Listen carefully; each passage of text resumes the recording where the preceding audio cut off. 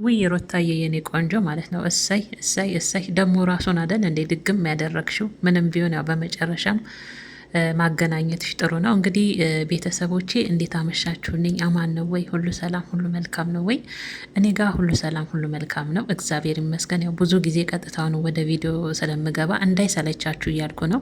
ግን ያው ሰላምታ ከምንም በላይ ይቀድማልና ቅመሞችዬ፣ የኔ ውዶች፣ የኔ ተከታዮች በሙሉ የሩታዬ ወዳጆች፣ አድናቂዎች በሙሉ በያላችሁበት የዓለም ዳርቻ ሰላማችሁ፣ ጤናችሁ ብዝት ትርፍርፍ ይበልልኝ እያልኩ ዛሬ እንግዲህ ወደ መጣሁበት ወደ ዋና ጉዳይ እገባለሁ።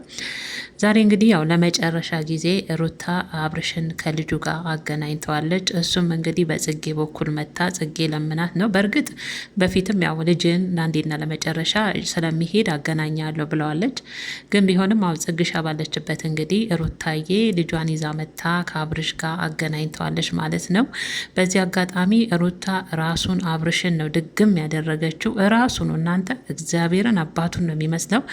አብርሽ ወደ ካሜራ ጠጋ አድርጎ ሲያሳይ ራሱን ቁጭ ከረሩ ምኑ ፊቱ እራሱን ማለት ነው። እና እንግዲህ በዚህ አጋጣሚ ጽጌ የሚሆን አንዳንድ ነገር ስትናገር ነበረ ስለ አብርሽ ሁኔታም ነገሮች በይቅርታ ቢፈቱ እዚህ ደረጃ አይደርስም ነበር። በእርግጥ ሩታ በእርግዝናዋና በረገዘችበት ሰዓት ለምን አልተንከባከበኝም፣ ለምን አጠገብ አልሆነም የሚል ቁጭትም ውስጧ ስላለ ነው እንደዚህም የሆነችው። ሌላው ደግሞ የሆርሞን መቀያየርም አለ። እነዛንም ቢሆን ግን ያው አብርሽም በይቅርታ ብዙ ነገሮችን መፍታት ይቻል ነበር እዚህ ደረጃ ሳይደረስ በማለት እንግዲህ ያለፈውን ታሪክም ነካ ነካ አድርጋ ጽጌም አልፋ ነበረ።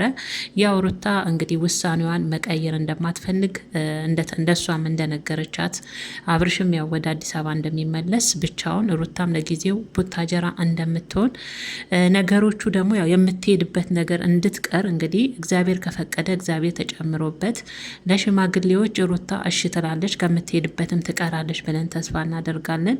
ምክንያቱም ነገሮቹ በሽማግሌ ተይዟል እያለች ነበረ ጽጌ ስታወራ የነበረው ማለት ነው።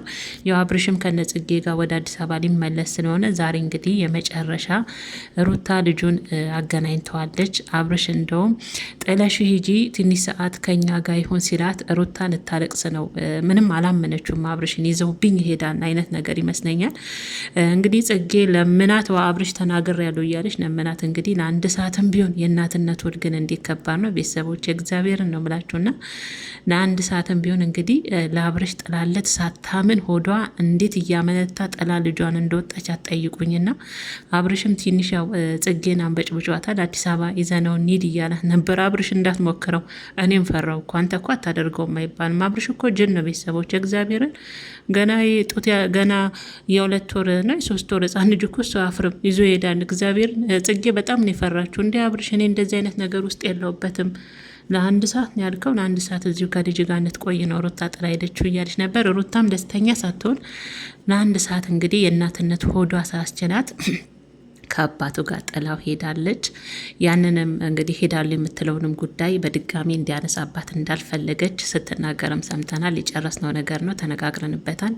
ለምን ወደኋላ እንደሚመለስ አብርሽ አላቅም እንጂ ተነጋግረን የጨረስነው ነው። እኔ እዚህ መቀመጥ አልፈልግም እያለች ነው ሩታ። በቃ አንገሽግሿታል። እግዚአብሔርን ነው ምላችሁ። በቃ እኔ እዚህ መቀመጥ አልፈልግም፣ የወሰንኩት ነገር ስለሆነ ውሳኔንም መቀየር አልችልም እያለች ነው። ያው ግን በሽምግልና ተይዟል፣ እግዚአብሔር ይጨመርበት እያሉ ነው።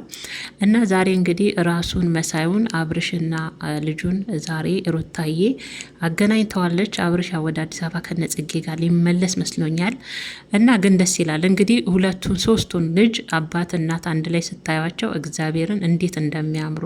ልጅ ከተወለደ በኋላ ከእናትና ከአባቱ ጋር ቢያድግ እንዴት ደስ ይላል። ሩታዬ እግዚአብሔር በጥበቡና በሞገሱ ልጅሽን ያሳድግልሽ። ግን ወደዚህ ማለት ትተሽ ልጅሽን አርፈሽ በሀገርሽ ላይ ብታሳድጊው እኔ ደስ ይለኛል። ምክንያቱም ልጅ የእናትን ፍቅር እንደሚያገኘውም የአባትንም ፍቅር ማግኘት አለበት ብዬ ነው የማስበው ልጅ ከተወለደ በኋላ።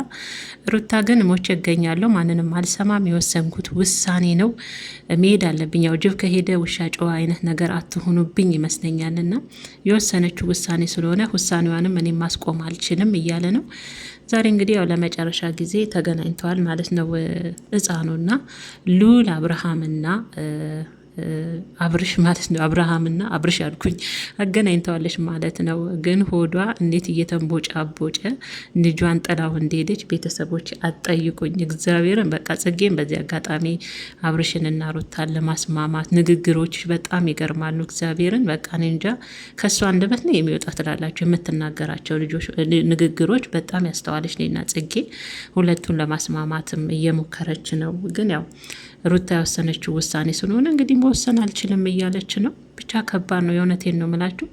እንግዲህ ጽጌ እንዳለችው እኛ የምንለው እግዚአብሔር በማራችሁ ለሕፃኑ ሲል ለእናንተ አይደለም። እናንተ ክፉንም ደጉንም ለጌታችሁ ታውቃላችሁ። ግን ለዚህ አንድ ፍሬ ዱዳ ልጅ ብሎ እግዚአብሔር በማል ገብቶ ፍቅራችሁንና ሰላማችሁን መልሶላችሁ ልጃችሁን በፍቅርና በሰላም እንድታሳድጉና ይሄንን ጉዳይ ለአንዴና ለመጨረሻ እግዚአብሔር የሚቋጭ አድርገው። የእውነቴን ነው ምላችሁ። የአብርሽና የሩታ ነገር ለአንዴና ለመጨረሻ በልጁም በኩል ሆነ በራሳቸውን በኩል ሆነ የሚቋጩት ነገር እንዲሆን ያው ምኞታችን ነው፣ እኛ ቅመሞች ማለት ነውና በዚህ አጋጣሚ ግን ላይክ አድርጉ የኔ ምርጦች። ቤተሰብ ያልሆናችሁም ቤተሰብ አድርጉን። እግዚአብሔርን አይከፈልበትም። ምን ችግር አለ?